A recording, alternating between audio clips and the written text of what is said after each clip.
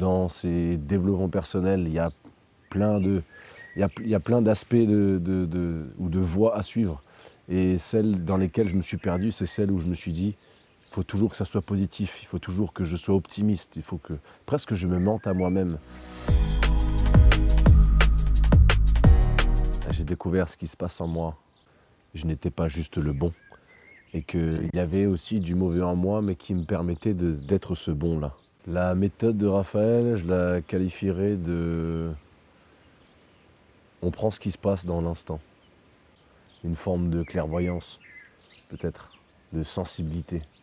Chaque problématique dans ce groupe reflète une part en toi. Et c'est là où Raphaël est fort, c'est parce qu'il rebondit sur les caractéristiques de chacun pour aller explorer chez l'autre. Je me sens à la fois bousculé, parce que j'ai connecté des émotions que je ne pensais pas être aussi présentes dans ma vie, dans mon corps. J'ai envie d'emmener toute ma famille au stage de Raphaël. J'ai envie que tout le monde vienne un peu se sortir le doigt du cul et ça cogite autour de moi tout le temps, ces problèmes. Et je vois que ça marche chez les autres, je vois que ça marche en moi. Je vois que ces stages, c'est pas de la merde, c'est pas du blabla, c'est pas un charlatan. Quelque part, tu te fous à poil. Et être nu comme ça, désarmé, ça demande du courage.